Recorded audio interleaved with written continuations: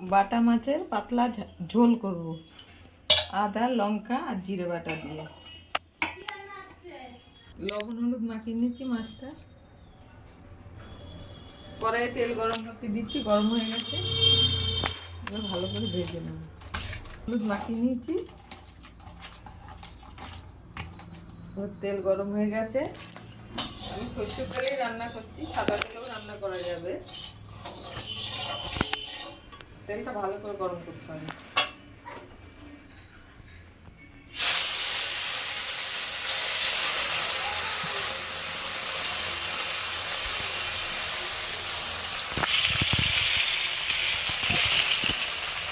ভাজা হয়ে গেছে মাছগুলো, আরও আছে ভাজবো।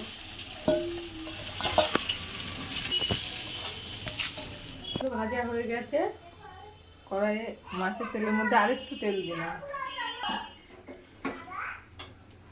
দুটো শুকনো লঙ্কা দিলাম, একটু কালো জিরে ফোড়ন দিলাম, একটু টমেটো দিলাম,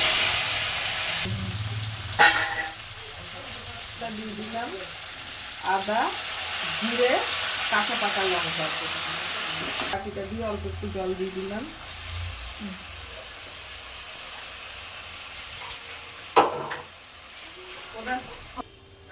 লবণ দিলাম,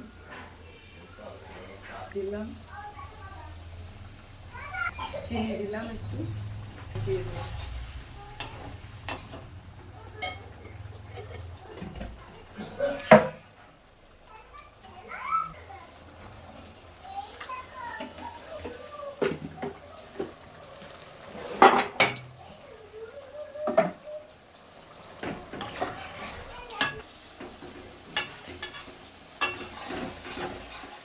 হয়ে গেছে। এবার জল দিয়ে দিলাম, ঝোল দিয়ে দিলাম, পাতলা ঝোল হবে তো, জলটা ফুটলে ভালো করে তারপরে মাছগুলো দেবো। ঝোলটা ফুটে গেছে, এবার মাছগুলো দিয়ে দেবো।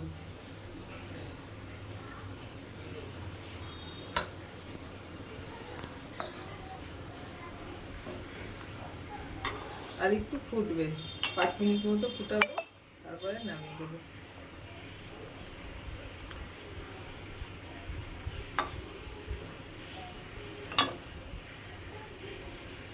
কাটা মাছের পাতলা ঝোল, জিরে আদা লঙ্কা বাটা দিয়েছি আর কালো জিরে ফোড়ন দিয়েছি।